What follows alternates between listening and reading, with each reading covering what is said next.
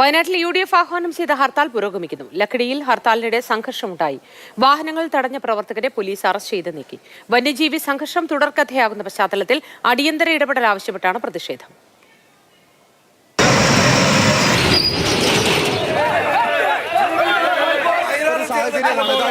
UDF ആഹ്വാനം ചെയ്ത ഹർത്താലിനെ തുടർന്ന് രാവിലെ മുതൽ തന്നെ വയനാട്ടിൽ പ്രവർത്തകർ വാഹനങ്ങൾ തടയാൻ തുടങ്ങിയിരുന്നു. ജില്ലാസ്ഥാനമായ കൽപ്പറ്റയിലും സുൽത്താൻ ബത്തേരിയിലും ഒക്കെ പ്രവർത്തകർ റോഡിലിറങ്ങി വാഹനങ്ങൾ തടഞ്ഞു. വലിയ പ്രതിഷേധമാണ് ജില്ലയുടെ എല്ലാ ഭാഗത്തും ഉയരുന്നത്.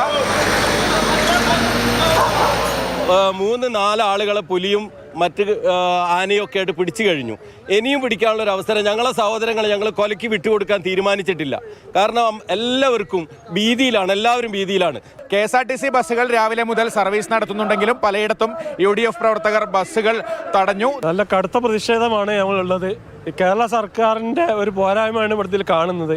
ഇപ്പോൾ നാട്ടിൽ സ്വൈര്യമായിട്ട് ജീവിക്കാനുള്ള അവസരം ഇപ്പോൾ ഇല്ല. വ്യാപാരി വ്യവസായി ഏകോപന സമിതി ഹർത്താലിനോട് സഹകരിക്കില്ല എന്ന് അറിയിച്ചിരുന്നെങ്കിലും കടകൾ എവിടെയും തുറന്നിട്ടില്ല. മെഡിക്കൽ ഷോപ്പുകൾ മാത്രമാണ് തുറന്നു പ്രവർത്തിക്കുന്നത്.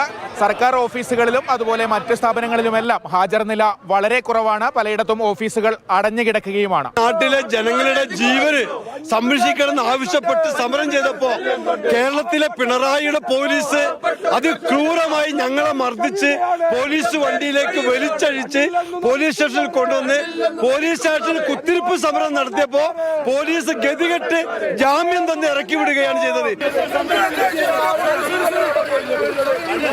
വയനാട് എന്താ രണ്ടാം മക്കുണ്ടായപ്പോ ഇന്നവരെ 2-3 ജീവനുകൾ അടുത്ത സംഭവിച്ചു. ഇന്നവരെ മുഖ്യമന്ത്രി അയാൾക്ക് ജില്ലാ സമ്മേളനത്തിലൊക്കെ പോകുന്ന സമയത്ത് ഈ വയനാട്ടിലെ ആ പാവങ്ങളുടെ വീടുകൾ തന്നെ സന്ദർശിച്ചിട്ടോ ഞങ്ങൾ ആരോട് പറയൂ. മനുഷ്യ വന്യജീവി സംഘർഷത്തിൽ പ്രതിഷേധിച്ച UDF ആഹ്വാനം ചെയ്ത ഹർത്താലിൽ ആദ്യ മണിക്കൂറിൽ തന്നെ പ്രതിഷേധം സംഘർഷത്തിന് വഴിമാറി. ലക്കിടിയിൽ വാഹനം തടയാനെത്തിയ പ്രവർത്തകരെ പോലീസ് അറസ്റ്റ് ചെയ്യാനെത്തിയതോടെ പ്രവർത്തകരും പോലീസും തമ്മിൽ ഉന്തും തള്ളുമുണ്ടായി. ജില്ലയിലെ പ്രധാന മേഖലകളിലെല്ലാം UDF പ്രവർത്തകർ വാഹനം തടഞ്ഞ് പ്രതിഷേധിച്ചു.